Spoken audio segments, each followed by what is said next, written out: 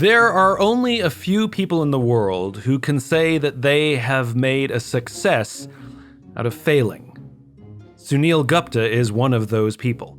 The only person to ever be invited twice to FailCon. The author of Backable and a serial entrepreneur, we sat down and talked about the importance of failing and the lessons we can learn. This is A Bit of Optimism.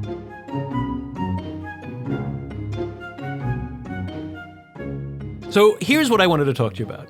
You teach innovation, which is a whole nother topic, whether innovation can be taught, but that we'll table that one. Yeah. For all intents and purposes, you teach innovation. And I know part of what goes with innovation is failure. Yes. And that you have to fail to innovate because it's an iterative process. We have raised a generation of kids, it seems, that are afraid of failing.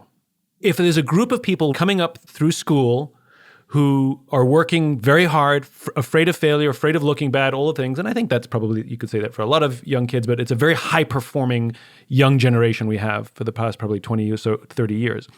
And then they hit the real world, and I've experienced this firsthand, and for the first time in their lives, things aren't going according to plan. Their parents can't really fix it. So riddle me this. How do you teach failure and the importance of failure to people who are now young adults who may have not worked that muscle? Well, I think it begins by being open about your own failures. And it was interesting for me to get a call from Harvard Med School saying, hey, would you like to teach this subject? Because I wasn't smart enough to get into Harvard and I wasn't smart enough to get into medical school. And one of the things that sort of drew them to me was this article that was published years ago on failure. And I'll tell you the story. I get a phone call. This is after two of my startups have failed. After, I've gone through ups and downs in my career, more downs than ups. And I get asked to keynote this conference called FailCon, which stands for Failure Conference.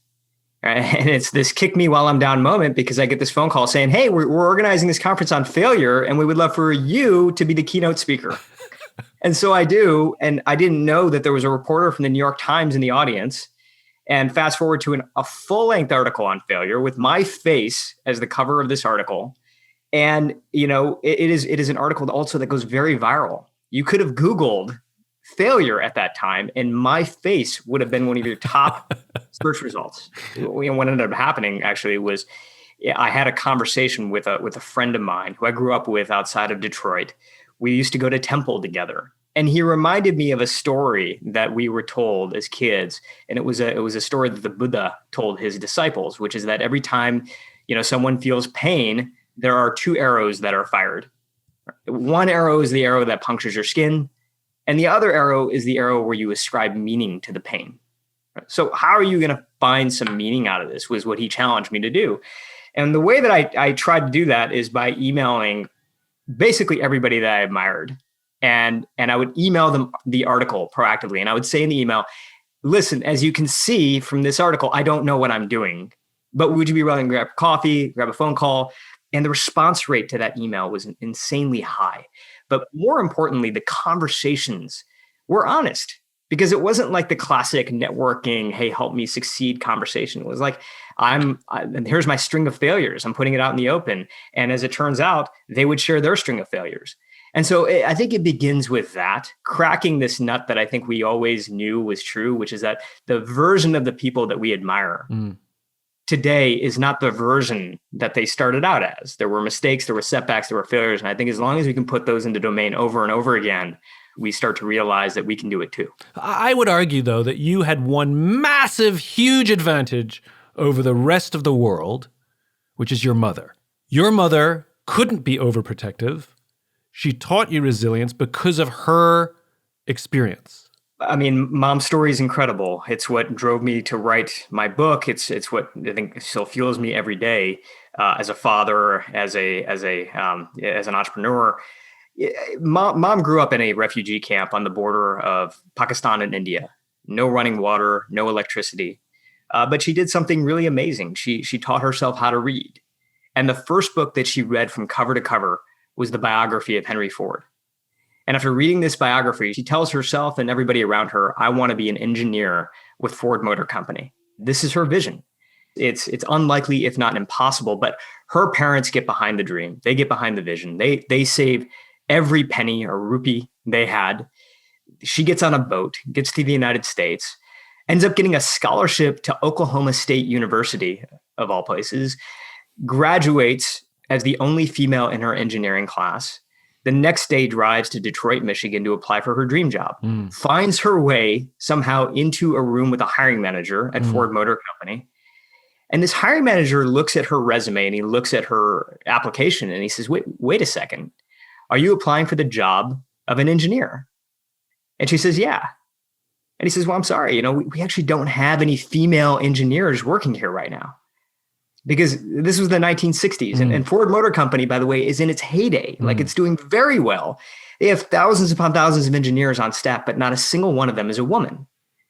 And so in this moment, my mom is deflated. She picks up her resume, she picks up her purse, and she begins to walk out of the room. And then almost in this last ditch moment, she turns around, she looks this guy in the eye, and she tells him her story about all the struggle, about all the sacrifice that it took for her to get to this country, to get to Detroit, to get to this very room. And then she says to him, look, things are changing. And if you don't have any female engineers on staff, then do yourself a favor and hire me now. This guy is so moved in this meeting that he decides to leave and go fight with his colleagues, go fight with everybody around him to make this happen. And in 1967, she becomes Ford Motor Company's first female engineer. Amazing. So that dream and that story served your mother, but you grew up in the United States of a mother who was an engineer at Ford Motor Company. Yeah. And so you didn't grow up without running water, et cetera. So you didn't have to teach yourself how to read. And yet your mother somehow taught you perseverance and grit and how to endure failure. Can you tell me some of the specific things that she did? Tell me one story of something specific she did that, she drilled into you. She parented you differently than the other kids in your school. Look, there is one thing, and it's a decision, Simon, that I think my mom made. And the decision that she made pretty early on is that we were, I was born in a town called Livonia, and we had outgrown the house when I was born, and we wanted to make a move, and there was a decision that they had made, and the decision was: do we move to a place? Do we move to a town where there are a lot of Indian people? Because there was such a town. Most of the Indian folks that we knew were congregating in sort of like the Bloomfield Hills, Farmington sort of area. But there was a new town called Novi, which didn't have very many Indian people at all. In fact, we didn't know any. And my mom was the one that pushed for us to go to Novi, for us to go to the all-white community. And there were a lot of times when Sanjay, my brother, and I would ask her, like, why the hell did you do this? Like, we're getting picked on all the time in school. We're getting bullied all the time. And our answer was, look, you got to learn how to deal with that now. Like, you got to learn how to figure this out. Because if you don't, then, you're going to grow up always wanting to sort of comfort yourself with people who look just like you. And that's just not the way that the world works. So I think that's an example of the way that I think she liked to parent, which is, I think in some ways, just like throw us in the deep end. Yeah. Though it makes sense, take your kids to a place where they're going to be uncomfortable and teach them to endure discomfort because that's the real world. That bit of parenting is horrific for a modern parent. To choose to take your kid to a place where they're more likely to get bullied so that the kid can learn to endure difficulty. I don't know if a modern parent can do that, would do that. The stories of Richard Branson, his mom dropping him off 3 miles away from home and saying, see you when you get home, so he can learn to find his way home. Well, look what that did. It made him one of the great problem solvers, one of the great entrepreneurs. Yeah. But, this is the question, which is, in our very sincere desire to protect our children, have we accidentally over-indexed into the over-coddle, and now the thought of throwing our kids in the deep end is just not on. There is no more deep end. The whole pool is shallow end. I think there's a lot of truth to that. Are you as intense as your mom in how you're raising your kids to deal with struggle and discomfort? Or do you find yourself sort of like sliding into the modern philosophies of parenting? I find myself sliding into the modern philosophies of parenting. Yeah. No doubt about that. I do think that my job in a lot of ways is to be this conduit for her energy. How do I let that sort of come through? I don't quite know how to do that. Every morning I play this little game with my daughters. I ask them two questions. I ask them, what is the meaning of life? And they say, to find your gift. And then I say, well, what is the purpose of life? And they say, to give it away. Meaning of life is to find your gift. Purpose is to give it away. It's my favorite quote from Picasso. Mm. And sometimes I wonder whether I'm doing enough to give them the grit that it would take to do that, right? It's nice to have sort of a punchline. It's nice to have a phrase, but am I sort of showing them what it would take to sort of get to that point? Have you noticed a difference in the first cadre of students you had to the current cadre in the way they approach risk? I think that there have been more stories out there now than there were even 5 years ago of people who have hit it big out the gate. Mm-hmm. And I don't know whether that's a good thing or not. Like, I think 5 years ago, it was still Facebook, it was still Snapchat, but there weren't like this long tail of stories of people who would just like hit. And that, I think, has sort of given people in some ways more confidence. But I think in other ways, it has made it look easy, right? Mm-hmm. And again, it comes back to those stories of failure. I used to have this slide that I would put up during my lectures, which would show the paths of people like Richard Branson, the paths of people like Elon Musk, that they had actually failed multiple times before they actually got their first hit. I don't necessarily have as many of those stories right now for some of the younger entrepreneurs. And I'm not saying that like we should have more of those, like good for them for having quick success. But I think it also might set sort of a bit of a bad precedent that like, hey, it's easy. And so I think my job in some ways is to retain optimism, right, as you do. But at the same time, let them know that, hey, like if it doesn't happen right away, that's just a stepping stone to the next thing. Yeah, I hear you and I agree with you. And the problem is talk is cheap, right? Like we can sit here and say, failure is a really important part. But the problem is there's now this unrealistic expectation, and there's still millions and millions and millions of businesses that are started and exist, small businesses.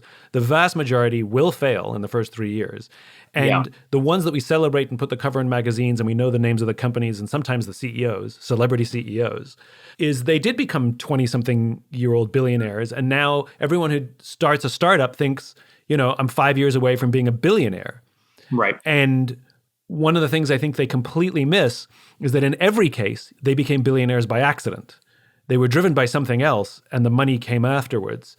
It was the unintended byproduct. Even if they lose sight of what they were doing in the first place and became money obsessed later, the trajectory was very different. And so it raises this interesting question, which is a generation that's growing up with unrealistic expectations of what it takes to succeed, and even more unrealistic expectations of what success even means. If you can make a few $100,000s a year, like you are blowing the doors off compared to the vast majority of Americans, whether you own your own small business or not.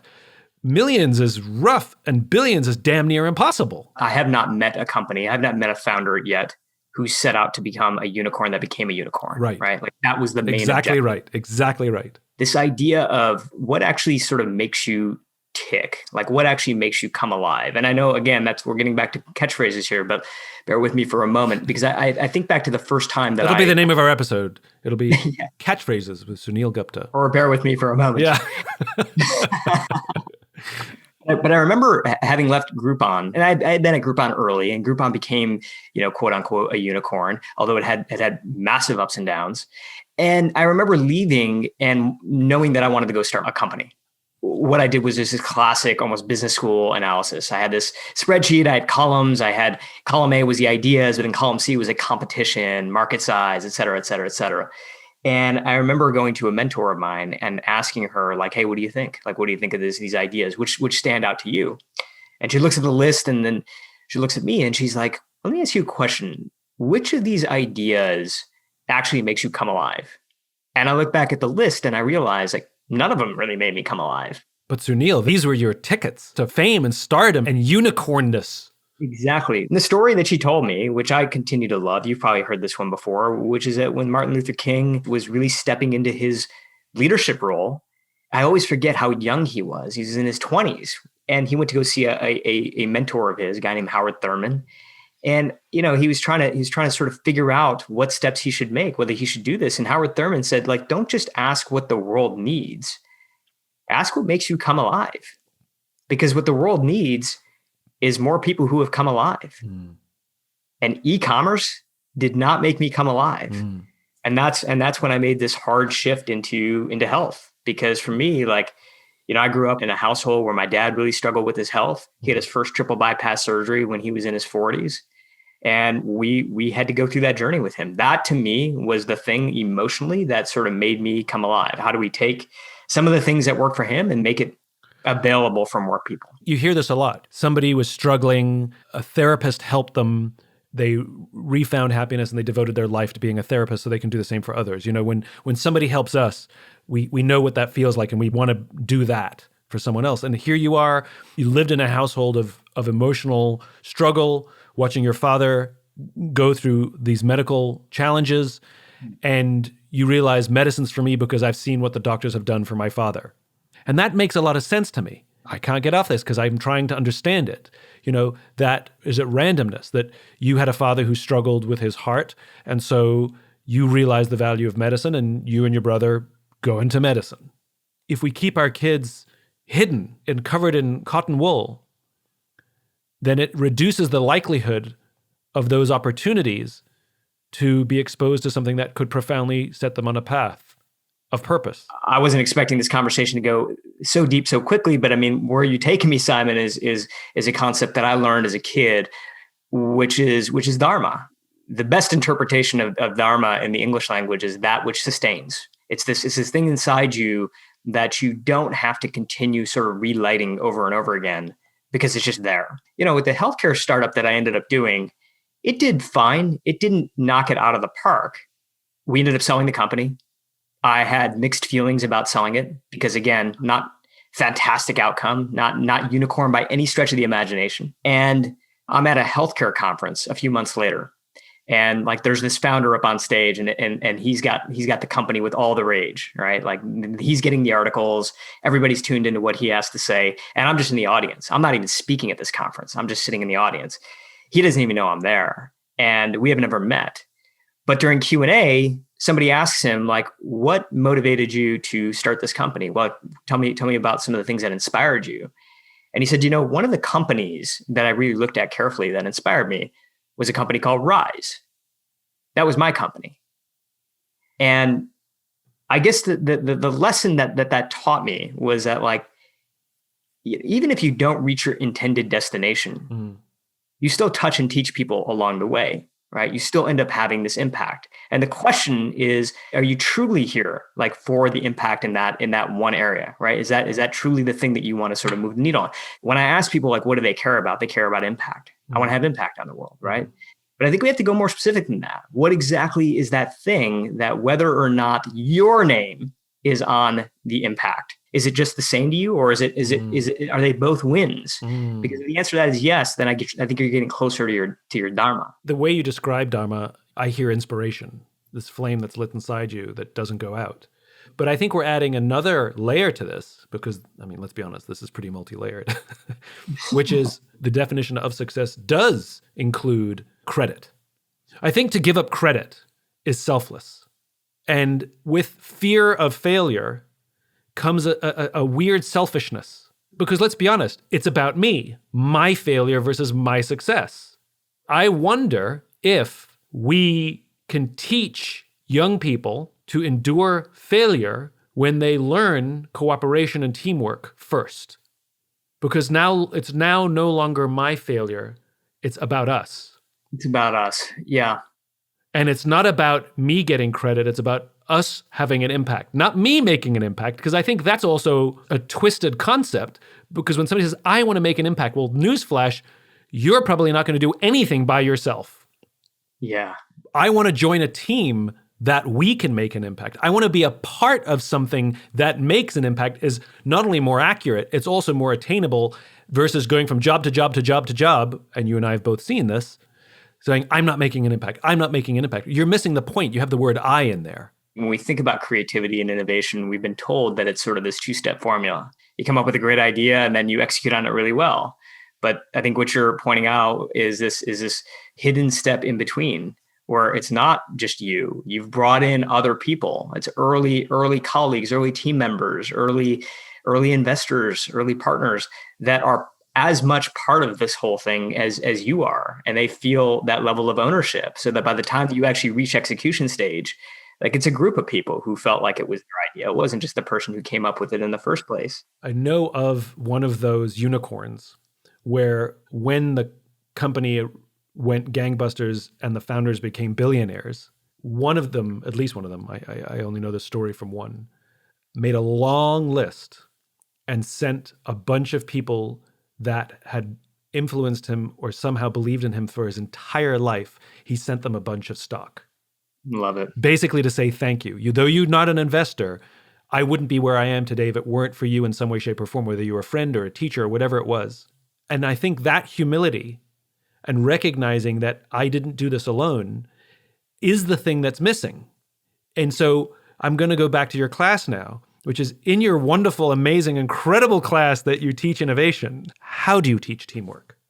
I think we teach teamwork through the idea of dependence, right? Like knowing that you cannot actually do this by yourself. And part of that is trying to get people who have different skill sets together and knowing that there's going to be tension there, right? Because when you have a hammer, everything looks like a nail. And knowing that your hammer might not actually be the right way to do this is such an important part of, I think, the practicalities of starting anything. And so we have students who are coming together, but one's coming from the point of view of a med student who's been shadowing doctors, and inside the OR, you have that person paired with an attorney who sees risk everywhere he looks. And now they're trying to sort of figure out, like, how do we actually create this new process for deep brain stimulation with a new type of product, and realizing that neither of them have the answers. So I think that you teach it just by, I think, putting people together and realizing that they are dependent on one another. I tried that when I used to teach, and it didn't go as smoothly. Where we put, for the final project for my class, and it was a graduate level class, we made teams, and they didn't get to choose the teams, we made the teams. And we told them that the team grade will be your grade. And we had them prepare for something. We told them what the final project was. And in the day of final presentations, we changed one of the parameters. So they had to think on their feet and work as a team. Two things happened. One, the number of complaints I got, it's not fair that we get this grade because I did most of the work. Or it's not fair that we get this grade where, blah, blah, blah wasn't helping. That's unfair. And just to take a quick aside, the university would explain to us how we're supposed to build teams. You don't take all your best students and put one on each, and then you take all your worst students and put one on each team. You don't evenly distribute the teams. I took all my best students and put them on one team, and sort of and then all my worst students and put them on one team, and then sort of evenly distributed the others. And when I'm calling out the names of the students, you can hear them go, "Come on," like I'm rigging the game. And every year I taught, not a single year did the team of my best students come in first. Is that right? Never, Wow. not a one. Because, I think this is James Surecki's work, the team of geniuses care about themselves more. They only care about their grades. That's what motivates them. Where the more average kids, because they're more average, they have to work together and they make better teams, and they actually outperform because they actually look out for each other and work together really, really well. And we got very few complaints from those teams, and they were spectacular. It was always the teams of A-type high performers that were always the most difficult, pain in the ass, and they never came in first. The Marine Corps does what you talk about, where when I had the opportunity to visit Paris Island when I was writing Leaders Eat Last, which is Marine boot camp, one of the two places that Marines make Marines. For the first 2 weeks, the drill instructor told me that these young recruits, all they're trying to do is work hard and put the spotlight on themselves to prove that they are strong enough to be Marines, that they deserve to be here. Look at me, I can do this. And then after about 2 weeks, weird things start to happen because they start putting them in situations, to your point, that they have to work together. That you physically are incapable of doing these things alone, that you're going to have to start relying on your team. And one of the interesting observations is if you're one of the weak ones, the group automatically rejects you. If you're one of the strong ones who thinks you don't need the team, the group automatically rejects you. Just by like the anthropology of it, where the cohesive unit will reject the outsiders until they learn the lesson that you'll be fine if you contribute to the group. So the weaker ones learn that if you contribute to the group will look after you, don't worry. And the strong ones learn to put their egos aside and contribute to the group. And then slowly but surely, they're brought back into the fray. And I saw it play out at the end when they go through something called the crucible, the competition, where they have to get through these crazy obstacles quickly. And I saw one of the young recruits fall back, struggling, and watch two of their colleagues turn around. They know they're being timed. Turn around, go backwards, grab them by the webbing, and drag them.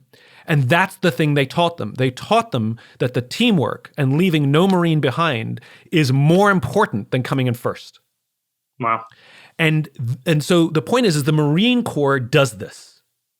And granted, the stakes are higher, and when it's life and death, the lessons are easier to learn. But these young people who were civilians when they came off the street, who were very selfishly driven when they got there, learned the value of teamwork.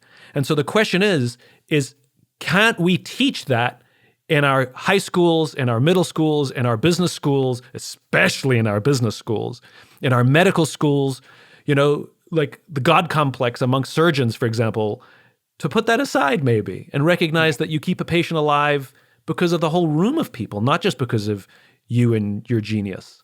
One of the things that I think that we tend to do when we walk into a room, especially for a presentation or a pitch or, big meeting, is we tend to tell the story of me, right? The story of my resume, the story of my idea, the story of my vision. But I think the Backable people, these people that I've been now studying for the past few years and bringing their stories into my classroom is they tell the story of us, right? How does my story and your story come together to tell our story? How is Backable different than self-promotion?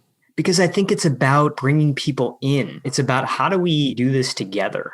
One of the most important concepts in the book is this idea of flipping outsiders into insiders, having other people feel ownership over the idea that you've created. It comes back to some of the principles I know, Simon, like the IKEA effect, that we place up to 5 times the amount of value on something that we help build than something that we simply buy off the shelf, right? Yeah. Because we made it ourselves. The other story that I really love is in the 1940s, Betty Crocker introduces instant cake mix. Right. And they think instant cake mix is just going to be this huge mega bestseller. And then they're really surprised when they find out that nobody is buying this instant cake mix and they can't figure out why. And so they hire this psychologist named Ernest Dykta to go out into the field and start interviewing customers. And Dykta comes back to the executives at Betty Crocker and he says, I think that you have made the process of making a cake too easy, too simple, because you've basically removed the customer from the creative process. And so Dykta's recommendation is, why don't you remove one ingredient and just see what happens? And so they do. They remove the egg. So now as a customer, you have to go out and you have to buy an egg and you have to crack and mix it in. And sales completely take off. Because now when the cake comes out of the oven, people actually feel like they have a sense of ownership over it. Yeah, I have a slightly different interpretation on the Betty Crocker story, which is they have to do work. Whenever I sort of want to quote unquote invite people in, to use your terminology, I don't make it easy. I did some work with a company where we're inviting a bunch of people to come join a class with me. And, the temptation is to make it on an app, click, click, click. Are you available for the dates? Can you do it? What are your qualifications? Check, check, check. Instant gratification. And we made them write essays. And we actually read the essays. And we made them, and so the people who phoned it in, we could tell, and they got rejected immediately. And the people who didn't feel like writing an essay didn't apply.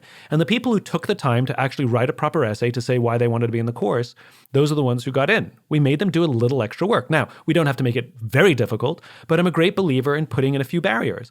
So for example, I co-host a leadership summit every year, and I do it from Thursday to Saturday every year.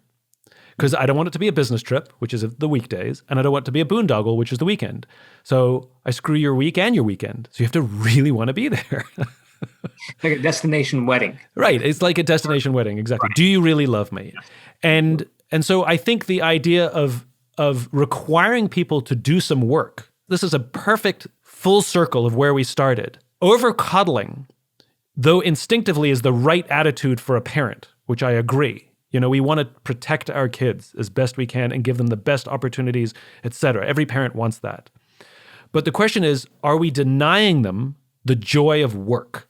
Are we denying them the importance of effort? And this goes not only to struggle, like, how are you going to solve this problem? Like, you fell off the bicycle, you have to get back up. But I think it's sometimes something not necessarily negative, but asking people to do a little more. You got to do a little work to feel the joy of what you've produced. In other words, impact doesn't come free. You can't just go buy a pair of Tom's shoes and feel like you've done good in the world. Like, it doesn't work that way. And I think that's the parenting thing. We don't have to make all of the kids refugees and teach themselves how to read. Be dropped off 3 miles from home. That's not what we're talking about here. But if there's an opportunity for a kid to put in a little extra effort to get the thing they want, like if you save half, we'll match the other half and then you can have the thing you want. I think there's a there. And it gets me wondering, perhaps the innovation class that you teach should also be taught to new parents, because that innovation thinking and learning about risk and effort is maybe more than starting a business. It's starting a child on a very different path. Every once in a while, when I'm writing a business book about how do you get other people to take a chance on you in business, right? All of a sudden I started to see these principles that just like, this is life. Like this is exactly how I need to be a better parent to my kids. Like for example, one of the things I found amongst backable people is that they really tended to surround themselves with a circle. Like there were always a trusted circle of people around them that they could go to with ideas, they could go to for career advice. And they really nurtured those relationships. Backable people did a really good job with that more often than not. And, around the time that I was writing this book, I ended up going to the Kingdom of Bhutan, which Bhutan has always been fascinating to me because they measure progress in the country based on what they call gross national happiness. So, GDP and economic growth, they matter a lot, but they all feed up into this sort of larger metric around the happiness of their people. And when I was there, I had a chance to spend time with this research team. And this research team has been, they've been collecting this data now for decades. And I asked them, like, when you're out there and you're talking to people, is there a single question that you can ask that can give you a pretty good sense of somebody's happiness? And they said, yeah, actually, as a matter of fact, there is. And the question is, if you were in real trouble right now, who could you call and know with 100% certainty that person would be there for you? And they believe people who have an answer to that question are much more likely to be happy. But there was a twist. And the twist was, whose list are you on? Who can call you and know with 100% certainty you are going to be there for them? And they actually feel like if you have an answer to that, you have a higher likelihood of being happy. So in other words, it's not a line, it's a circle, right? And it's this idea of a circle that I think we can continue to come back to over and over and over again. So yeah, I mean, these principles that we teach for these sort of sometimes overly broad generic topics like innovation teach me how to act in life. And on that note, so nice to meet you. Really interesting. Wonderful.